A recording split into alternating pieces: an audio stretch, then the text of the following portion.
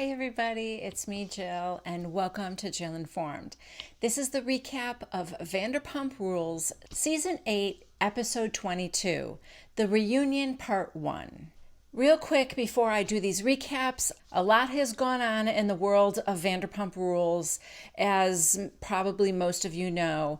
And also, I have been off of YouTube for a couple of weeks now. I talk about my absence in a separate video. If you guys are interested in that, I will put the link right up here. Otherwise, just know that all is good with me and I'm back, and thank you to so many of you for sticking around or coming back or whatever it is. Thank you for being here right now and being so gracious about allowing me the time I needed to be away. As for Vanderpump Rules, my plan is to do a brief recap of each of the reunion episodes. There's going to be 3 total. This is part 1. At the time I am filming this, I do already know about the firing of Stassi, Kristen, Max, and Brett. Long story short, I think it was the right thing to do. I am not all about cancel culture, but when the facts are clear, I'm happy to have anyone who chooses to make racist comments off of my TV screen. I know there are questions about whether Bravo has gone far enough in the firings. I know there are questions about Jax and Brittany and questions about the future of Vanderpump Rules in general. I don't know what next season brings for me in terms of recapping Vanderpump Rules, if it even continues on. I'm just going to have to see how I feel. The first step was honestly cleaning house. I think Bravo's trying to do that. At least they're starting to do that, like I said.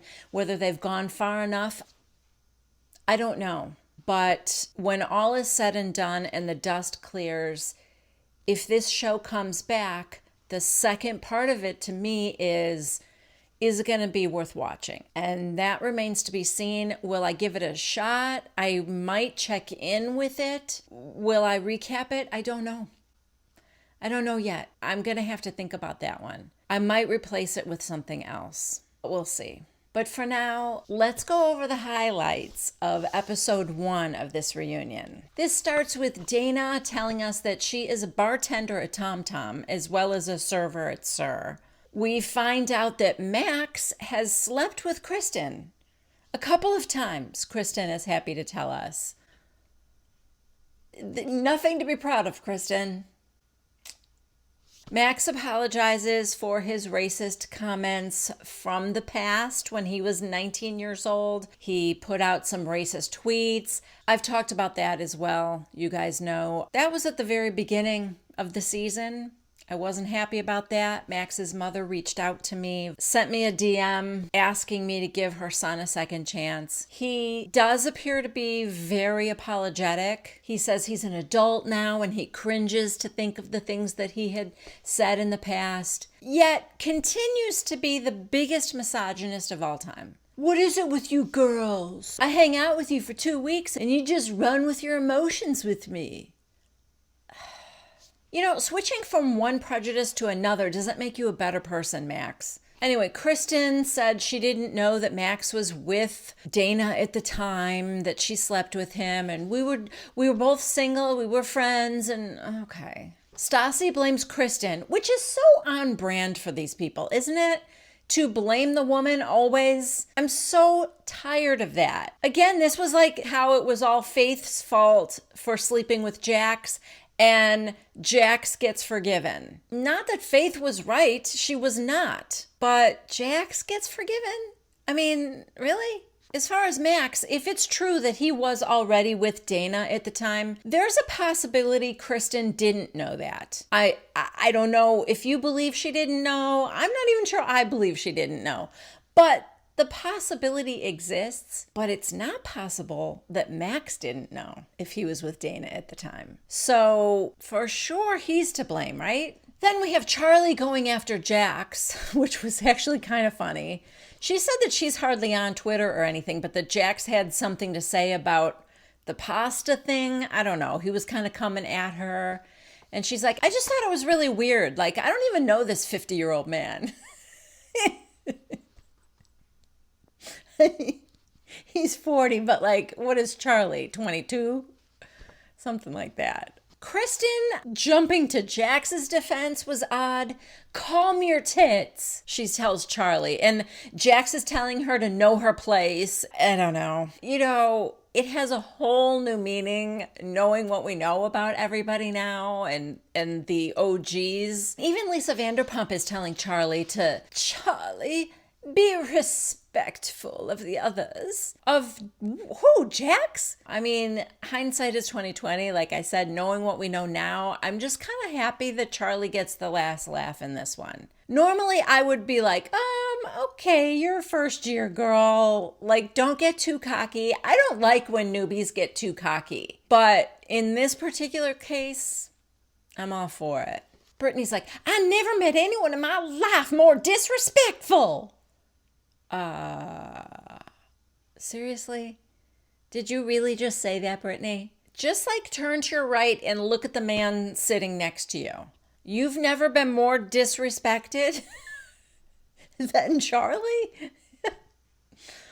It's pretty funny. We have Lala pretending to be a sophisticated lady now that she's engaged to Randall. I don't know. She's like, I have to look at my day planner now to schedule sex. Whatever. Lala is annoying the hell out of me this year. As far as I'm concerned, most all of the old ones can go. As long as we're like filling a bus with people we are kicking off the show, there might be a seat for Lala too.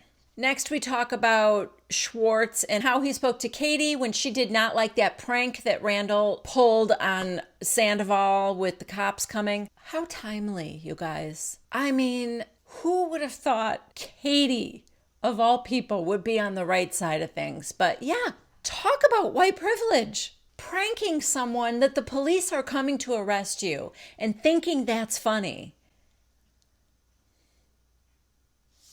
Next, Jax gets called out on his homophobia. He says that he just doesn't like Ariana. It's not that he can't understand bisexuality. It's just that he doesn't like Ariana personally. I mean, we all know Jax needs to go next, right?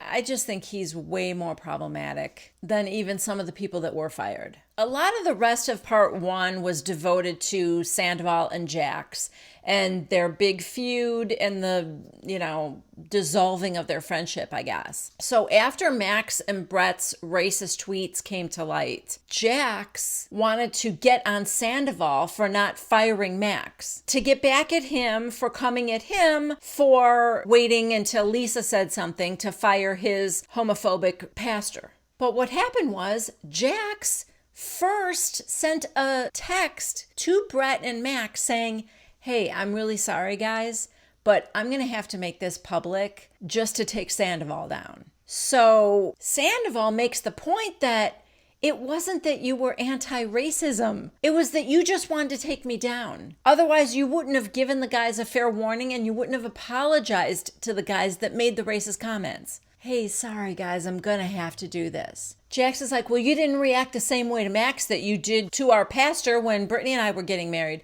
And Sandoval said, yeah, I did. I reacted the same way. And Ariana agreed with him. But Sandoval's like, I own 5% of the company. I can't fire Max. I don't have that power. And Lisa Vanderpump corroborated that by saying that's true. Sandoval doesn't get to hire and fire people. And that she is the one that chose to keep Max employed. She said, if I fired everyone who made a mistake, then none of you would have a job. Not a good look, Lisa. I think she's going to regret saying that. I mean, she makes a point to go on to say that she's never noticed any racist behavior out of either of them before, and I never got an inkling that either of them were racist or would ever say anything like that now. Listen, that might be true. I find them both to be problematic in other ways. I find them both to be incredibly misogynistic. And I don't find them to be upstanding guys at all. So yeah, like I said, I'm okay with the firing. Stassi and Kristen, I mean, I've come to like Stassi. because she's, I don't know, because she's sarcastic and snarky, and it's just kind of, I really like that kind of personality. I think it's funny. I think she's funny in her confessionals. But I'm not going to go into what happened with Faith here. You guys can Google it like anywhere and find the story behind that. That stuff, not funny and not okay. So yeah, I'm okay with them going. Anyway, that's it for me. Thanks for joining me. Like I said, these are going to be brief. Part 2 will be out shortly. I don't know how I'm going to, after I edit everything, I don't know what my schedule for uploading is going to be. But Bravo is on a little bit of a hiatus too. So I may space these out over the next couple weeks. In any case, thank you so much for being here. Thank you so much for coming back. It means the absolute world to me. If you liked this video, please give it a thumbs up. Subscribe to Jill Informed if you haven't already. Leave a comment. I'd love to hear from you guys. And I will see you next for the recap of Vanderpump Rules Reunion Part 2. Bye.